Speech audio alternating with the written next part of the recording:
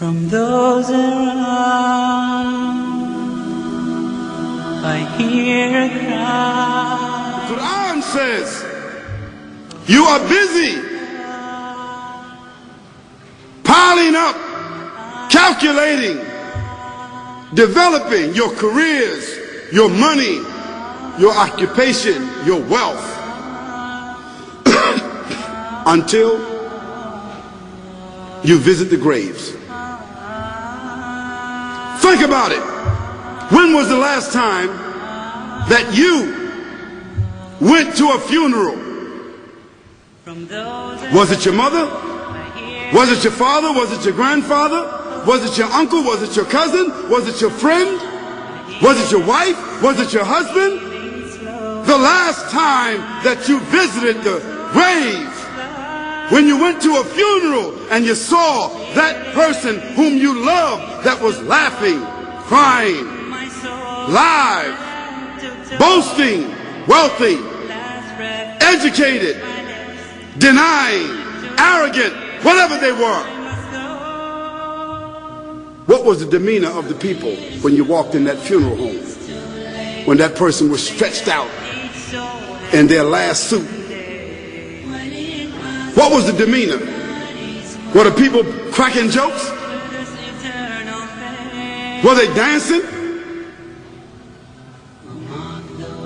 Were they clapping and singing songs? No. Silence. Melancholy. Trauma.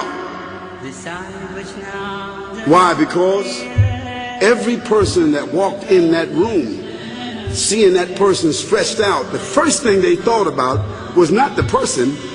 The first thing they thought about was that one day this will be me. So Allah said, Alhaakumut takathur. All of us, all of you are engaged in running your mouths, doing your business, multiplying, buying houses, cars, business, whatever you're doing. And when you're told about God, religion, life, morality, you're saying, look, I ain't got no time for that. I got no time for that. I don't want to hear that. I don't even believe in God. Matter of fact, I don't even know if I'm going to die, and if I do, maybe I'm coming back again. As a matter of fact, science is so sophisticated that I think really that they're on the verge of being able to solve the whole thing of death soon. We ain't got to die. If we got enough money, we don't even have to die. See how arrogant people can be until they visit the funeral house. And then after you go to the funeral house, if you got the guts, if you're able to do so, you go to the grave. And now this is another scenario. And you say to yourself, is that it? I mean, 50, 60 years, scraping, struggling, scheming, lying, stealing, fornicating, jumping up and down, begging, working, and this is the end of it? I mean, is this what's going to happen to me? Are they going to be dropping me into a hole in the ground? A hole in the ground, the same hole that a cat digs after it defecates. Just a little deeper.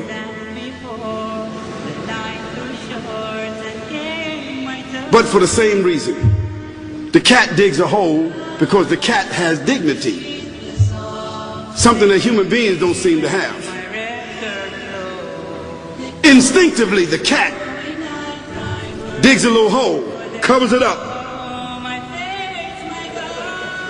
Humans have got to be taught to do that. But it's for the same reason. So you and we're going into a hole a little deeper than the one the cat dug. And all the people that's crying, pulling out their hair, screaming, almost acting like they falling in the thing with you. They want to just jump in there with you. Not really though, you know, it's all an act.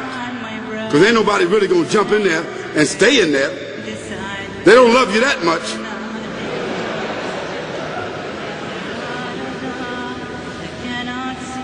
And then after all the shoveling get done, and they fill it up, and the box, you can't even see the box no more, the coffin that cost $5,000. I don't know what did they burn somebody a $5,000 coffin for?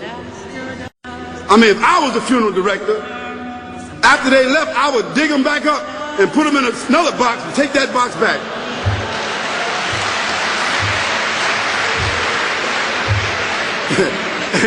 And honestly, I'm telling you, that's what they do. Yeah.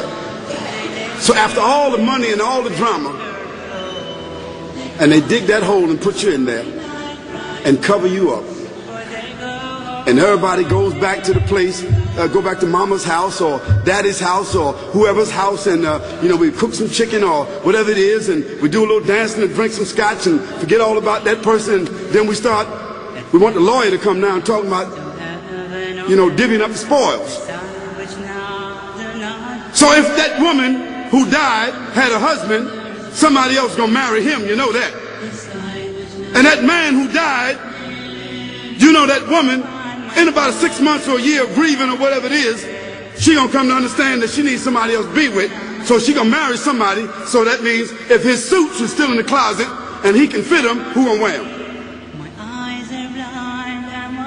So it really means that after all this time, and the people walk away from that grave, it's over.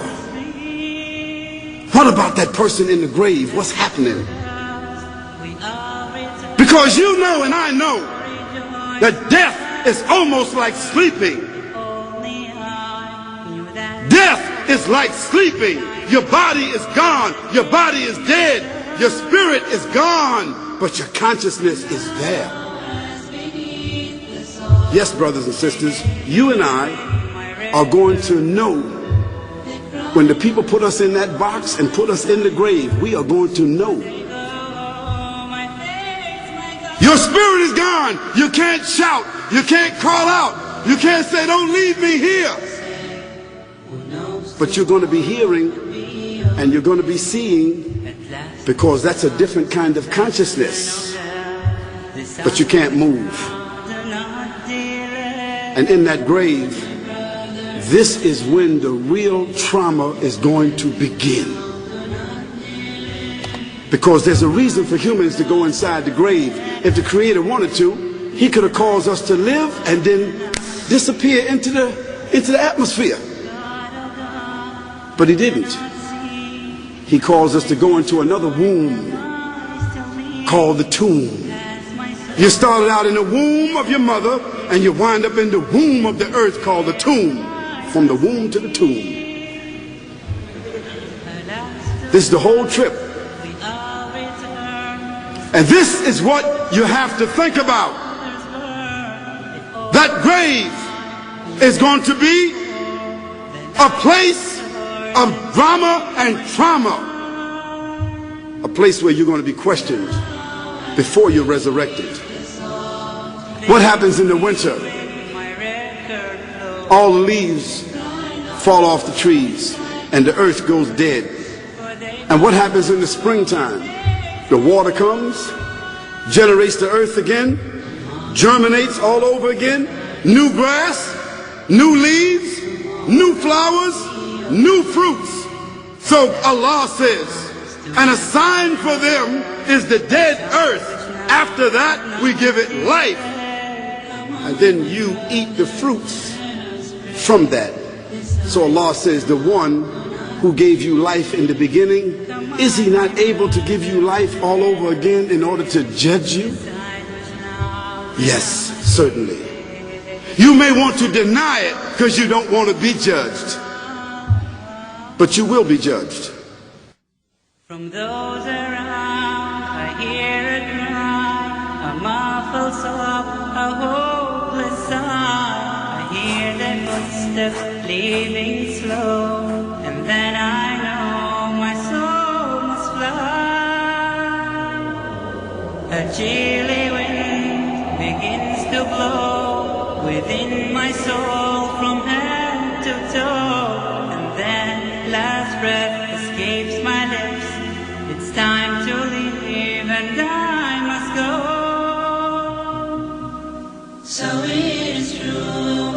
it's too late. They said each soul has its given day, when it must leave its body's core and meet with its eternal fate.